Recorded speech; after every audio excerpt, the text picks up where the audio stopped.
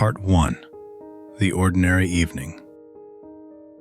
In September 2004, 12-year-old Sophie Brennan vanished during a sleepover at her best friend's house in the quiet town of Millbrook, Pennsylvania. The house was locked from the inside. No windows were broken. No doors were forced open. By morning, her sleeping bag lay empty on the basement floor, and Sophie was gone. The answer would surface 18 months later, buried beneath 12 feet of frozen earth and the weight of a secret too terrible to speak aloud. How does a child disappear from a locked house filled with people sleeping just upstairs?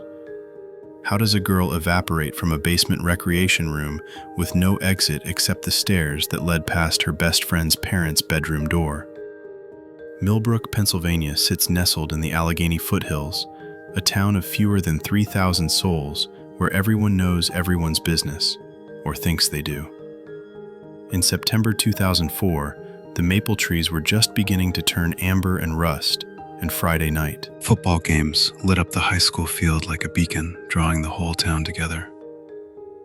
It was a place where children still rode bicycles without helmets, where front doors remained unlocked during the day, where parents believed their children were safe simply because everyone was watching. The Brennan family lived on Sycamore Street in a modest two-story colonial with faded blue shutters and a porch swing that creaked in the wind. Thomas Brennan worked as a shift supervisor at the paper mill 15 miles north, and his wife Catherine managed the register at the local pharmacy. They had 2 daughters, Sophie, 12 years old, with chestnut brown hair that fell past her shoulders and serious gray eyes that made her look older than her years, and Emma, just turning 7, a chatterbox with missing front teeth and scraped knees perpetually covered in cartoon band-aids.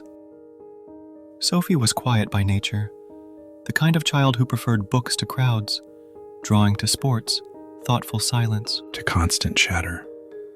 Her teachers described her as exceptionally bright, sometimes too perceptive for her own good, a girl who noticed things others missed. She kept a journal with a small brass lock, wrote poetry she never showed anyone, and spent hours in her bedroom listening to music on her CD player, with headphones covering her ears like a shield against the world outside. Her best friend was Ashley Klein, a girl cut from entirely different cloth. Ashley was loud, confident, always laughing, the kind of child who made friends instantly and collected them like trading cards. She lived 4 blocks away on Hickory Lane, in a larger house with a finished basement, a swimming pool covered for winter, and parents who both worked demanding jobs that kept them away from home more often than not. The 2 girls had been inseparable since 4th grade, an unlikely pairing that somehow worked perfectly. Where Sophie was cautious, Ashley was fearless. Where Sophie observed, Ashley performed. They balanced each other, or so everyone thought. On Friday, September 17th, 2004, Sophie asked her parents if she could sleep over at Ashley's house. It was not an unusual request. She had stayed there dozens of times before, and Catherine Brennan had no reason to refuse. Ashley's mother, Diane Klein, had already called to confirm the invitation, mentioning that Ashley's older brother Ryan would be home as well, and that she and her husband Robert would both be there all evening. "We'll order pizza," Diane said pleasantly over the phone. "The girls can watch movies in the basement. I'll have her home by noon tomorrow." Catherine agreed without hesitation. Sophie packed her overnight bag carefully. Pajamas, a change of clothes, her toothbrush, her journal, and the small stuffed rabbit she had slept with since she was 3 years old, but would never admit to still needing. She kissed her younger sister goodbye, hugged her father, and told her mother she would call if she needed anything.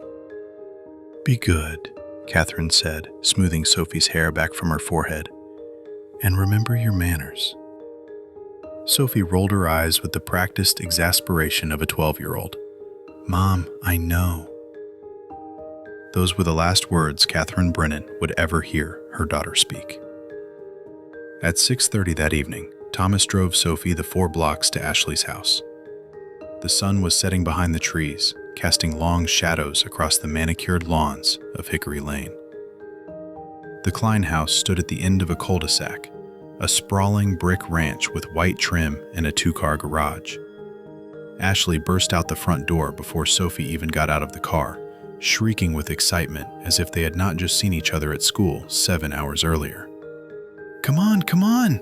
Ashley grabbed Sophie's bag and pulled her toward the house. "We rented Mean Girls, and my mom got us cookie dough ice cream." Thomas waved to Diane Klein, who stood in the doorway with a dish towel in her hands, smiling.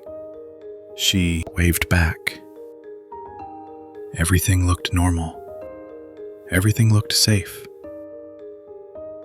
"Have fun, sweetheart," Thomas called.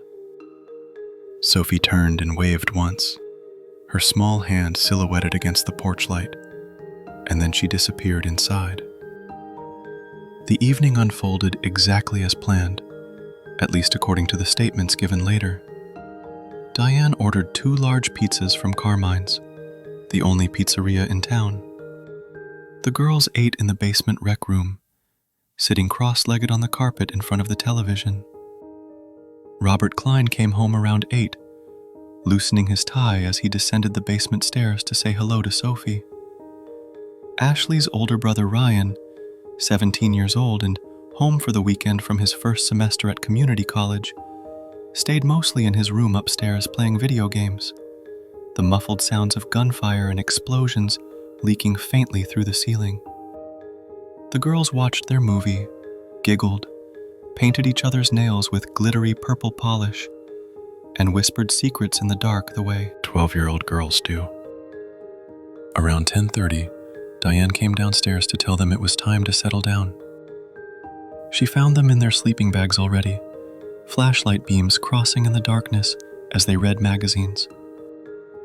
"Lights out, girls," she said gently. "It's late." "Just 5 more minutes," Ashley whined. "Now, Ashley." The flashlights clicked off.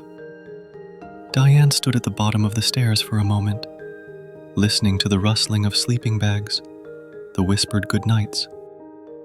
Satisfied, she climbed back upstairs, turned off the basement light from the switch at the top of the stairs, and closed the door. That was the last time anyone admitted to seeing Sophie Brennan alive. Part 2. The morning after. Saturday morning arrived with pale sunlight filtering through the basement windows, narrow rectangles set high in the concrete foundation that let in more shadow than light. Ashley woke first, stretching and yawning, already planning the day ahead.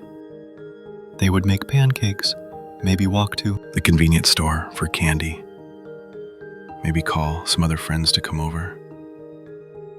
She rolled over to wake Sophie. The sleeping bag beside her was empty. At first, Ashley assumed Sophie had gone upstairs to use the bathroom. She waited, scrolling through text messages on her cell phone. 5 minutes passed. Then 10. The house was quiet above her, that particular Saturday morning stillness that feels both peaceful and slightly wrong. Ashley climbed the basement stairs and pushed open the door. The kitchen was empty. Her mother was not yet awake, unusual for a Saturday, but not unheard of when she had worked late on Friday.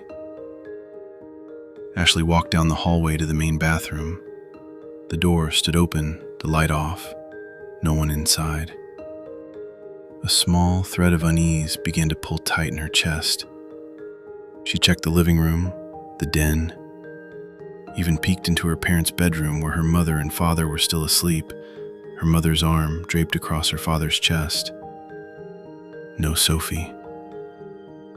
Ashley went back downstairs, checked the basement bathroom, looked behind the old sofa, even opened the storage closet where they kept Christmas decorations and old board games. Nothing. She climbed the stairs again and knocked on Ryan's bedroom door. No answer. She knocked louder. "What?" Ryan's voice was thick with sleep and irritation. "Is Sophie in there?" "What? No. Why would she be in here? She's not downstairs." Then she probably went home or something. I don't know, Ashley, leave me alone. But Sophie would not have just left. She would not have walked home alone at whatever hour this was without telling anyone, without taking her things. Her overnight bag was still in the basement, her shoes still lined up neatly by the bottom of the stairs. Ashley woke her mother.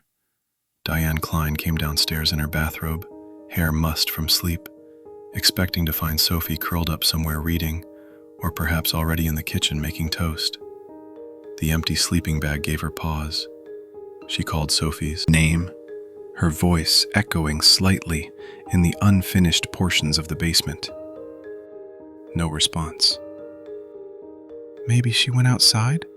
Diane suggested, though even as she said it, she knew it made no sense.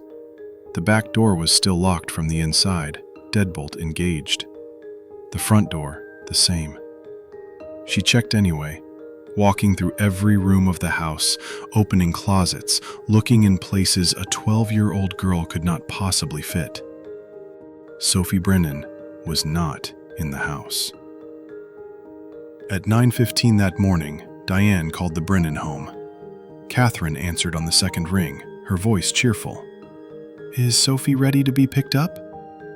There was a brief pause. Sophie's not here, Catherine. I thought maybe Thomas came to get her early? The cheerfulness drained from Catherine's voice instantly. What do you mean she's not there? She slept over. I know, but Catherine, she's not in the house. Her things are still here, but she's gone. The next 10 minutes dissolved into frantic phone calls. Catherine called Thomas at the hardware store, where he was buying lumber for a weekend project. Thomas drove immediately to the Klein house, his knuckles white on the steering wheel. When he arrived, Diane was standing on the front porch, arms wrapped around herself, despite the mild September morning. We've looked everywhere, she said, her voice shaking. Robert checked the garage, the pool house, even the shed.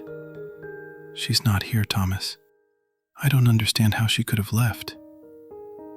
Thomas Brennan was a large man, broad-shouldered from years of physical labor. But in that moment he looked small, his face draining of color. He went through the house himself, methodically, checking every room, every closet, every possible space. Ryan stood in the hallway, watching, still in his pajama pants and a wrinkled t-shirt, saying nothing. Sophie's overnight bag sat on the basement floor, carefully packed, nothing disturbed. Her journal, with its brass lock, was tucked in the side pocket. Her stuffed rabbit lay on top of her pillow. At 10:05, they called the police. The first officer to arrive was Deputy Marcus Webb, a young patrolman who had graduated from Millbrook High just 3 years earlier. He took statements from everyone in the house, writing carefully in his notebook. Yes, all the doors had been locked from the inside when they woke up. Yes, the windows were latched. No, there were no signs of forced entry anywhere. No, Sophie had not seemed upset or troubled the night before. No, she had never run away before, had never even talked about running away. Does she have a boyfriend? Deputy Webb asked. Ashley shook her head. No, she's not interested in that stuff yet. Any problems at home? At school? No, Thomas said firmly. Sophie is a good kid. Straight A's, never in trouble. But even as he said it, a small voice in the back of his mind whispered that he did not actually know, not really, what went on in his 12-year-old daughter's interior world. She was quiet, private, kept so much locked away in that journal she would not let anyone read. By 11 o'clock, more officers had arrived.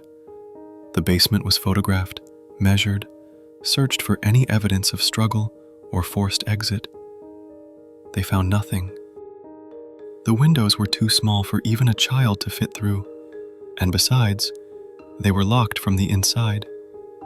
The only way out of that basement was up the stairs, through the door, past the kitchen where Diane Klein swore she would have heard any sound, any movement.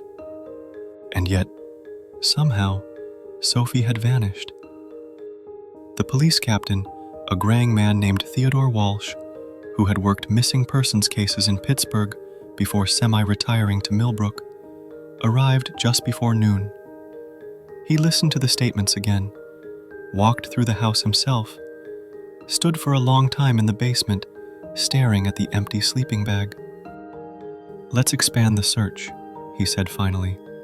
"She's 12 years old, on foot, couldn't have gotten far. We'll check the neighborhood, talk to anyone who might have seen her." But Captain Walsh's eyes betrayed his words. He had seen cases like this before, and they rarely ended well.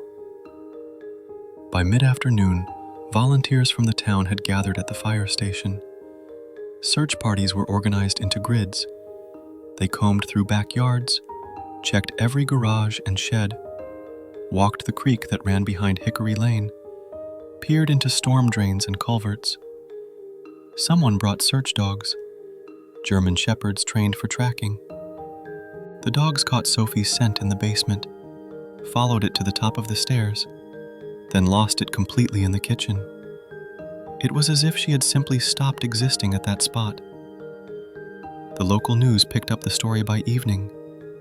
Sophie's 7th grade school photo appeared on television screens across central Pennsylvania. A girl with serious eyes and a small, uncertain smile, wearing a blue sweater her mother had bought for picture day. The anchors used words like mysterious and baffling and every parent's nightmare. Catherine and Thomas Brennan sat in their living room, not touching, not speaking, staring at the television as if it might offer answers. Emma, their 7-year-old, had been sent to stay with Catherine's sister. The house felt hollow without her noise, without Sophie's quiet presence upstairs. The phone rang constantly. Friends, neighbors, reporters, people they barely knew, offering prayers and casseroles and search party volunteers. Catherine answered mechanically, thanking them, hanging up, forgetting immediately who had called. At the Klein house, the police continued their investigation into the night. They interviewed Ryan again, more formally this time, asking detailed questions about his evening. He said he had been in his room all night, had not heard anything unusual, had not gone downstairs after his mother told the girls to sleep. They asked if he could account for his whereabouts. He said he had been playing Grand Theft Auto online with friends until almost 2 a.m, which his computer's login times could verify. The police interviewed Diane and Robert separately. Their stories matched perfectly, perhaps too perfectly. Both claimed to have been asleep by 11, had heard nothing unusual, had not gotten up during the night. The bedroom doors in the house were solid wood, expensive, the kind that blocked sound well. "Could someone have come in through a window upstairs and gone down to the basement without you hearing?" an investigator asked. Robert shook his head. "Every window was locked. We checked this morning when we realized she was gone." "Could someone have unlocked a window beforehand?" "I suppose it's possible, but why? And how would they leave with her without us hearing?" These were the same questions everyone was asking, questions with no satisfactory answers. Ashley gave her statement 3 times, each time more tearful than the last. She said Sophie had seemed normal, happy even. They had talked about school, about boys Ashley liked, about the upcoming Halloween dance. Sophie had laughed at the movie, had eaten 2 slices of pizza, had whispered secrets about a girl at school they both disliked. Did she say anything about leaving? About meeting someone? No, Ashley sobbed. She was just being Sophie. Just being normal. But when pressed about what time they had actually fallen asleep, Ashley grew vague. Maybe 11:30? Maybe midnight? She could not remember exactly. They had kept talking after the lights went out, the way they always did. Did you hear her get up during the night? Ashley hesitated, just for a moment. I don't think so. I sleep really hard. That small hesitation would be noted in the police report, though no one made much of it at the time. By Sunday morning, 48 hours after Sophie was last seen, the search had expanded to a 20-mile radius. Volunteers walked through the state forest south of town, checked abandoned barns and old mine shafts, knocked on doors of houses where registered sex offenders lived. One such offender, a man named Dale Pritchard, who lived alone in a trailer park 6 miles from Millbrook, was brought in for questioning. He had an alibi, a late shift at a warehouse that security cameras confirmed. But they searched his trailer anyway. They found nothing. The FBI sent agents from the Philadelphia field office. They set up equipment in the Millbrook police station, began running Sophie's name through national databases, checking for any similar disappearances, any patterns. A child psychologist interviewed Ashley again, using techniques designed to recover suppressed memories or details a traumatized witness might have forgotten. Ashley told the same story. Nothing had changed. Nothing new emerged. On the 4th day, a K-9 unit from the state police brought cadaver dogs to the Klein property. The dogs searched the basement, the garage, the yard. They showed no interest in anything except a spot near the back corner of the property where the woods began. But when officers dug there, they found only the decomposed remains of a family cat buried years before. The Brennan family held a press conference, an event staged by the FBI, in hopes that publicity might shake loose a witness or a tip. Catherine stood at a podium in front of the Millbrook Municipal Building, Thomas beside her, both looking hollow-eyed and aged beyond their years. "Please," Catherine said, her voice breaking, "if anyone knows anything about where Sophie is, if anyone saw anything that night, please come forward. She's just a little girl. She needs to come home." The press conference was broadcast statewide. Tips flooded in, hundreds of them, each dutifully logged and investigated. Someone thought they saw a girl matching Sophie's description at a rest stop on Interstate 80. Someone else reported a man loading what looked like a child into a van outside a Walmart. Every lead was chased down. Every lead evaporated into nothing. By the end of September, the active search was scaled back. The volunteers went home. The news crews moved on to other stories. The FBI agents returned to Philadelphia, leaving behind business cards and promises to stay in touch. Sophie Brennan had been swallowed by the night, and the night was not giving her back. Captain Walsh kept the case open, kept a small team working on it, but even he began to lose hope. In his 30 years in law enforcement, he had learned to read the signs. No ransom demand, no body, no evidence of any kind. Either Sophie had left willingly with someone she trusted, or something terrible had happened very quickly, very quietly. Neither option offered much comfort. The Klein family became pariahs almost overnight. Neighbors who had been friendly for years suddenly avoided eye contact. Ashley stopped going to school after the 3rd day, after someone spray-painted "murderer" on their mailbox. Diane Klein lost 15 pounds in 2 weeks, her face gaunt and gray. Robert hired a lawyer, not because he was guilty of anything, but because the whispers had become too loud to ignore. Ryan went back to community college, but dropped out after 2 weeks. He could not concentrate, could not sleep, could not escape the stares and whispers in the hallways. The house on Hickory Lane became known simply as that house, the place where Sophie Brennan disappeared. The basement where she had slept her last night was left untouched, her sleeping bag still on the floor, her overnight bag still packed, as if she might return at any moment to collect her things. But she did not return. October came, and with it, the Halloween that Sophie had been looking forward to. November arrived with early snow. December brought Christmas, unbearable in the Brennan house, where Sophie's presence sat wrapped under the tree, unopened, untouched. Catherine Brennan stopped working. She spent her days sitting by the front window, watching the street, waiting for a girl who would not come home. Thomas buried himself in work, taking extra shifts, staying at the mill until midnight, anything to avoid the empty silence of his daughter's bedroom. Emma, their younger daughter, grew quieter. She drew pictures of Sophie, asked when her sister was coming back, why no one would tell her the truth. The child psychologist they took her to said she was coping well, all things considered, but Catherine could see the light dimming in her daughter's eyes. By January 2005, Sophie's case had joined the ranks of the unsolved, the file growing thicker with dead ends and false leads. The FBI maintained their involvement, but from a distance.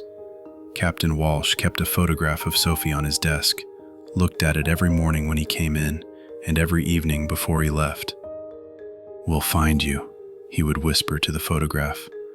"I promise you, we'll find you." But as winter deepened and the snow piled high in the streets of Millbrook, that promise rang increasingly hollow. Answer, terrible and final, was waiting. Not in databases or witness statements or evidence rooms, but in the frozen ground of a place no one had thought to look. And when it finally surfaced, it would shatter what remained of two families and expose a truth far worse than anyone had imagined. Part 3. The Unraveling. The winter of 2004 to 2005 was brutal in central Pennsylvania. Snow fell early and often, piling into drifts that blocked roads and buried cars. The search for Sophie Brennan became impossible in the physical sense, though it never stopped in the hearts of those who knew her. Captain Walsh kept investigators working through the coldest months, re-interviewing witnesses, checking alibis again, looking for any crack in the wall of silence that surrounded her disappearance. In February, a new lead emerged. A woman who had been traveling through Millbrook on the night Sophie vanished came forward, 8 months late, saying she had seen something unusual. She had driven past the Klein house around midnight and noticed a figure standing in the driveway, but she could not be sure if it was a child or an adult, could not even be certain which house it had been. She had not thought much of it at the time, but the news coverage had stayed with her, haunted her, until she finally called the tip line. Investigators brought her in, showed her photographs, asked her to reconstruct her route. She tried, but the winter landscape looked nothing like it had in September. The figure she had seen, if she had truly seen anything at all, could have been anyone, anywhere. The lead went nowhere. But something else happened that February that would eventually crack the case wide open, though no one knew it at the time. Ashley Klein tried to kill herself. Her mother found her in the bathroom on a Wednesday afternoon, unconscious on the floor, with an empty bottle of her mother's sleeping pills beside her. Diane screamed, called 911, performed CPR she had learned years ago but Never thought she would need. The paramedics arrived within minutes, and Ashley was rushed to Millbrook General, her stomach pumped, her life saved by a margin so thin it left bruises on her ribs from the chest compressions. When she woke in the hospital room, her parents sitting vigil beside her bed, the first words out of her mouth were, "I'm sorry. I'm so sorry." Diane clutched her daughter's hand, sobbing, "Baby, it's okay. You're going to be okay." But Ashley shook her head, tears streaming down her face. "No, You don't understand. I'm sorry about Sophie." The room went very still. "What do you mean?" Robert asked carefully. Ashley closed her eyes. "I should have stopped him. I should have told someone." The words hung in the air like ice crystals, sharp and impossible to ignore. "Stopped who?" Diane whispered. "Ashley, what are you saying?" But Ashley would not speak again that day. She turned her face to the wall and refused to answer any more questions, even when the police Arrived an hour later, even when a psychiatrist came to evaluate her mental state. She was placed on a 72-hour psychiatric hold. The doctors said she was deeply depressed, possibly experiencing a psychotic break, that anything she said should be taken with extreme caution given her fragile state. But Captain Walsh knew better. He had been a cop long enough to recognize the difference between delusion and confession. He waited. 3 days later, when Ashley was transferred to a juvenile psychiatric facility 40 miles away, he visited her there. He brought no recording equipment, no other officers, just himself and a social worker as required by law. He sat in a small room with pale green walls and asked Ashley very gently if she wanted to talk. At first, she said nothing. Then, slowly, haltingly, the story began to emerge. "It wasn't supposed to happen," she whispered. "It was just a game. Just something Ryan told us to do." Captain Walsh kept his voice calm, neutral. "What kind of Game, Ashley? He called it. He said it was like a trust game, to see if Sophie would do it." "Do what?" Ashley's hands twisted in her lap, fingers knotting and unknotting. "Take the pills. He said they would just make her sleep deeper. That it would be funny to see if she would do it just because he told her to. He said it was a test." The room seemed to tilt slightly. Captain Walsh forced himself to breathe normally. "What pills, Ashley?" "The ones from Mom's bathroom. The sleeping pills. He crushed them up and put them in Sophie's soda." "When did this happen?" "That night. Friday night. After Mom told us to go to sleep." Ashley's voice was barely audible now. "Ryan came downstairs after everyone was asleep. He said he wanted to hang out, to talk to us. Sophie thought it was cool that he wanted to spend time with us, you know? He never paid attention to us usually." "What happened then?" "He brought down sodas, said we could stay up late if we were quiet. We drank them. Mine was normal, but Sophie's..." Her voice broke. She started feeling sleepy really fast, like within 10 minutes. Ryan said it was just because it was late, that she should sleep it off. I believed him. I was so stupid. I believed him. Captain Walsh leaned forward slightly. "Did Sophie fall asleep?" Ashley nodded, tears streaming down her face. "She just collapsed, like someone had turned her off. I thought it was weird, but Ryan said she was fine, just sleeping. He told me to go to sleep too, that everything was fine." "Did you go to sleep?" "I tried, but I couldn't. Something felt wrong. I pretended though. I closed my eyes and pretended." "What did Ryan do?" The words came out in a rush now, as if Ashley had been holding them back for so long they could no longer be contained. "He waited until he thought I was asleep. Then he picked Sophie up. Just picked her up like she was nothing. I opened my eyes just a little, just enough to see. He carried her to the stairs." "Did you try to..." "Stop him?" "I was scared," Ashley sobbed. "I was so scared. He looked different, wrong. I didn't know what to do." "What did he do with Sophie?" He took her upstairs. I heard the back door open and close. I waited and waited, but he didn't bring her back. After a long time, maybe an hour, he came back downstairs alone. He looked at me, and I closed my eyes really fast. He stood there for a while, and then he whispered, "If you ever say anything, you'll end up just like her.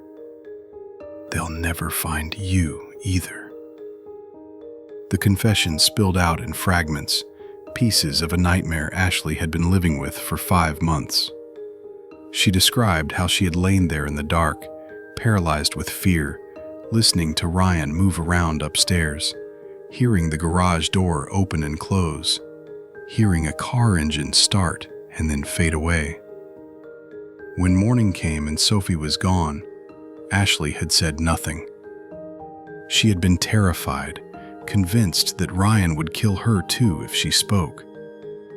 She had watched the police search, had answered their questions with lies, had buried the truth so deep she thought it might stay hidden forever. But the weight of it had crushed her. The nightmares came every night.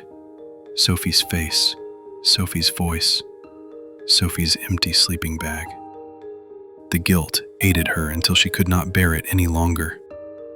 The sleeping pills had seemed like the only escape. "I deserve to die," Ashley whispered. "I let her die. I didn't help her." Captain Walsh had seen many terrible things in his career, but he had rarely seen a child so broken.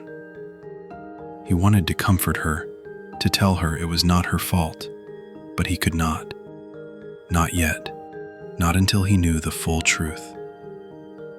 "Ashley," he said gently, "do you know where Ryan took Sophie?" She shook her head. "I don't know. I never asked. I was too scared to ask." "Did he ever say anything afterward? Anything at all that might tell us where she is?" Ashley was silent for a long moment. Then, very quietly, she said, "Once, about a month after, I heard him talking on the phone to someone. He said something about the old Miller property, about how nobody ever goes there anymore." The old Miller property. Captain Walsh knew it immediately. An abandoned farm about 12 miles outside of Millbrook. Land that had belonged to a family named Miller until they lost it to the bank in the late 1990s.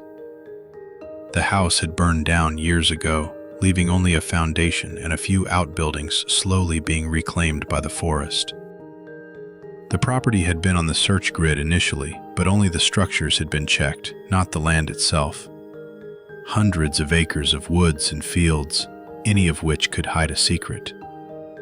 Within 2 hours, a warrant was issued for Ryan Klein's arrest. Police descended on the community college where he had re-enrolled for the spring semester. They found him in the cafeteria, eating lunch, looking like any other 19-year-old student. When they said his name, he did not run. He just stared at them for a moment, then set down his sandwich and held out his hands for the cuffs.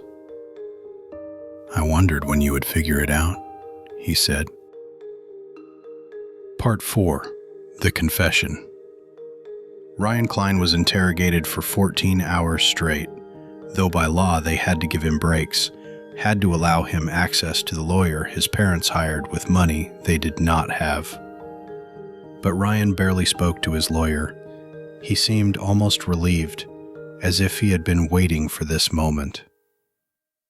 The confession came easily, too easily. He described the events of September 17, 2004, with chilling precision. Yes, he had crushed sleeping pills into Sophie's soda. Yes, he had waited until she was unconscious. Yes, he had carried her upstairs and out to his car while everyone in the house slept. "Why?" Captain Walsh asked. "Why would you do this to a 12-year-old girl?" Ryan's face remained expressionless. "I wanted to see if I could." "If you could what?" "Make someone disappear? Make them stop existing? He said it the way someone might describe a science experiment, clinical and detached. I had been thinking about it for a while. Sophie was convenient. She was there. She trusted me. What did you do to her, Ryan? I drove her to the Miller property. She woke up once, in the car, started to cry. I gave her more pills, enough to make sure she wouldn't wake up again. The investigators in the room felt their stomachs turn. Captain Walsh forced himself to continue. Was she alive when you got to the Miller property? Ryan paused, considering. I think so. Her heart was still beating. She was breathing, but barely. What did you do then? I'd already dug the hole. I did it 2 days before, on Wednesday after dark. Told my parents I was going to meet friends. I brought a shovel from our garage, buried it nearby so I could find it again. You planned this? Yes. No hesitation, no remorse. I had to plan it, otherwise someone would notice. Where did you dig the hole? There's an old stone wall at the back of the property, where the woods get thick. About 200 yards from where the house used to be. I found a spot between 2 oak trees. The ground was soft there, easy to dig. Captain Walsh felt cold spreading through his chest. What did you do with Sophie? Ryan met his eyes directly. I put her in the hole. She was still alive, I think, still breathing. But she never woke up. The pills were too strong. You buried her alive. I buried her unconscious, Ryan corrected, as if the distinction mattered. She never knew. She didn't suffer. The words were monstrous, spoken with such casual cruelty that even the seasoned detectives in the room had to look away. Why? Captain Walsh asked again, though he knew there would be no satisfactory answer. What did Sophie ever do to you? Ryan shrugged. Nothing. That's the point. She didn't do anything. She was just there, and I wanted to know what it felt like. What felt like? Power? Control? Knowing I could make someone disappear and no one would ever know it was me? He smiled slightly, a cold expression that never reached his eyes. I was right, too. You never would have figured it out if Ashley hadn't broken. The confession was recorded, transcribed, signed. Ryan's lawyer looked ill, tried to argue that his client was not in his right mind, that he needed psychiatric evaluation before making such statements. But Ryan was lucid, calm, eerily coherent. He knew exactly what he had done and exactly what he was saying. The next morning, police and forensic teams descended on the old Miller property. Ryan had drawn them a map, precise and detailed, showing exactly where he had buried Sophie Brennan. The 2 oak trees, the stone wall, the measurements from landmarks. The ground was still frozen from winter, making the excavation slow and difficult. They brought in heavy equipment, generators to power lights when darkness fell. The media arrived within hours, news helicopters circling overhead like vultures. Catherine and Thomas Brennan were told to stay home, but Thomas could not bear it. He drove to the property and stood at the police line, watching the officers dig. Catherine could not leave the house. She sat in Sophie's bedroom, holding the stuffed rabbit, praying for a miracle she knew would not come. They found Sophie 12 feet down, exactly where Ryan had said she would be. Her body was remarkably preserved, the cold ground acting like refrigeration. She was still wearing her pajamas, the purple ones with stars on them. Her eyes were closed. In the photographs taken at the scene, she looked almost peaceful, like she was sleeping. The medical examiner determined that Sophie had died of asphyxiation and drug overdose, unable to breathe properly through the sedation, unable to wake even as her body shut down. The autopsy confirmed what Ryan had said. She had been alive when she was buried, but unconscious. She had never known she was being killed. It was a small mercy in an ocean of horror. The news broke across national Media. Pennsylvania girl found buried after 18 months missing. The story had everything the news cycle craved: an innocent victim, a trusted figure who betrayed that trust, a dramatic recovery. Sophie's face was everywhere again, but this time accompanied by the word "found" in all capital letters. The town of Millbrook fell into collective mourning and rage. The Klein house was vandalized repeatedly until Diane and Robert fled to her sister's house 3 states away. Ryan was charged with first-degree murder, held without bail, facing life in prison without the possibility of parole. At his arraignment, he showed no emotion. When asked if he understood the charges, he said clearly, "Yes." When asked how he pleaded, he said, "Guilty." His lawyer tried to stop him, tried to enter a not guilty plea so they could pursue an insanity defense, but Ryan overruled him. "I'm guilty," he said to the judge. "I killed her. I knew what I was doing." The judge accepted the plea. There would be no trial, no opportunity for Ryan to explain himself further, no chance for his lawyers to argue diminished capacity. He had confessed fully and pled guilty. All that remained was sentencing. Sophie Brennan was laid to rest on a cold March morning in Millbrook Cemetery.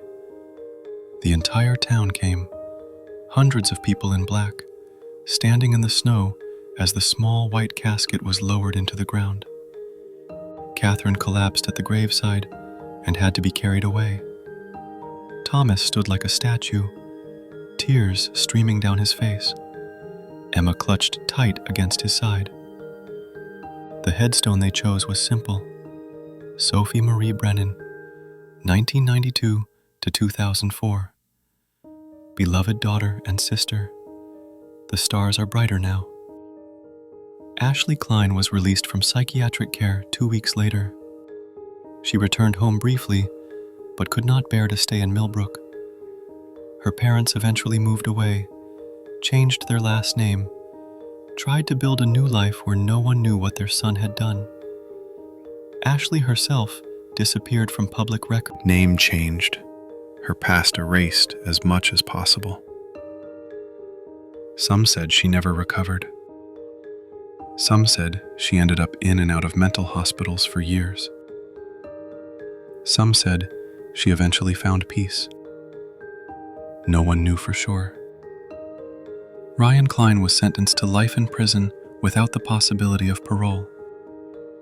At his sentencing, the judge asked if he had anything to say. Ryan stood, looked directly at the Brennan family in the courtroom and said, "I'm not sorry for what I did. I'm only sorry I got caught." Thomas Brennan lunged toward him and had to be restrained by court officers. Catherine sat motionless, her face blank, as if something inside her had finally broken beyond repair. Ryan was transferred to a maximum security facility where he would spend the rest of his life. Reports from prison staff over the years described him as a model inmate, quiet, compliant, never causing trouble. He refused all interview requests, all attempts by psychologists to study him, all visits from anyone except his Court-appointed lawyer. He simply existed, a cold, blank space where a human soul should have been. Epilogue. What remains? Years passed. The town of Millbrook slowly healed, though the scar remained. The Klein house was eventually sold, torn down, replaced with a new structure where a young couple with no knowledge of its history tried to build a happy life. The Brennan family never recovered. Catherine and Thomas divorced 3 years after Sophie's death, unable to bridge the chasm of grief between them. Thomas moved away, remarried eventually, had another daughter he named Hope, as if the name itself could protect her. Catherine stayed in Millbrook, unable to leave the town where her daughter was buried. She visited the grave every Sunday, brought fresh flowers, sat on the cold ground talking to Sophie as if she might answer back.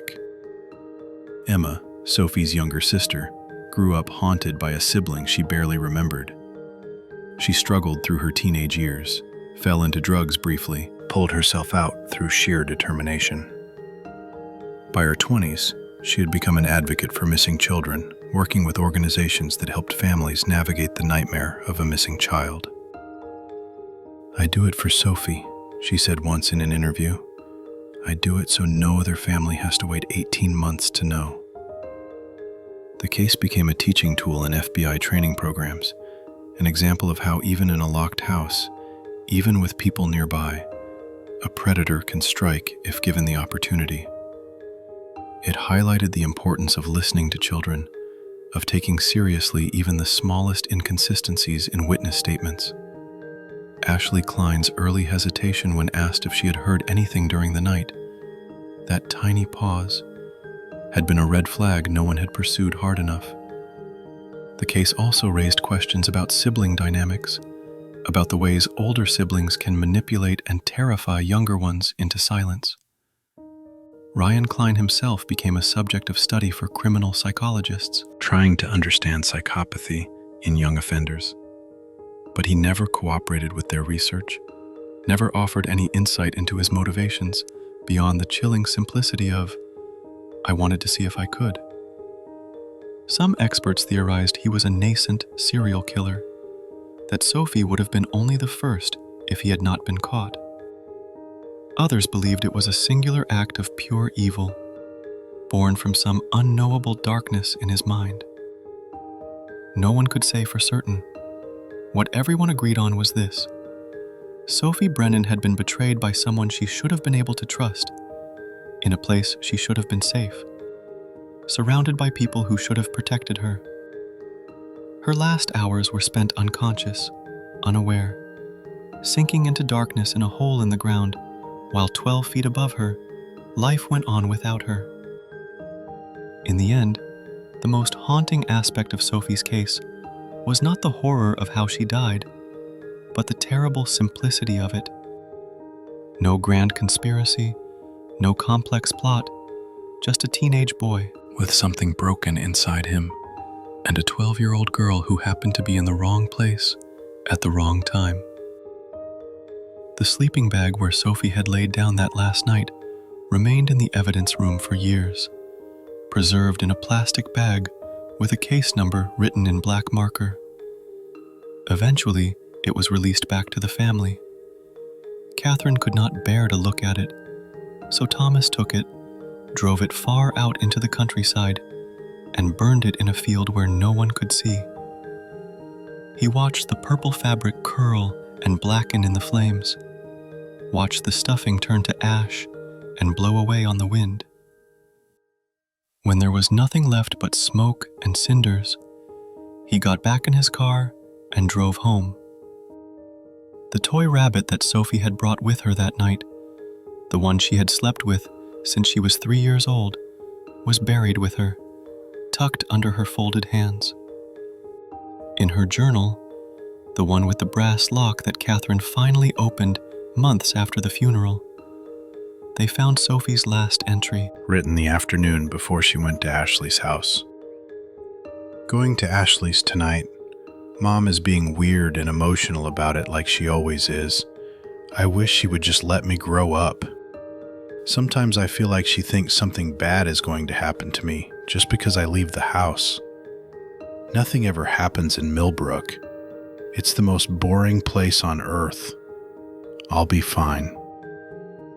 Those were the last words Sophie Brennan ever wrote. She had been right about one thing. Nothing ever happened in Millbrook. Until it did. If this story troubled you, If it made you think about the children in your life, if it reminded you that safety is never guaranteed, then perhaps it has served its purpose. The world can be a dark place, and sometimes the darkness lives in the last place we think to look. Sophie Brennan was real in the way all victims of violence are real. Not in the specific details, but in the universal truth of lost potential, of lives cut short, of families shattered beyond repair. Remember her name. Remember that evil does not always announce itself. Sometimes it sits across from you at the dinner table, walks past you in the hallway, offers you a soda and a smile. Stay vigilant. Keep watching. Keep asking questions. And never, ever assume that just because a door is locked, the people inside are safe.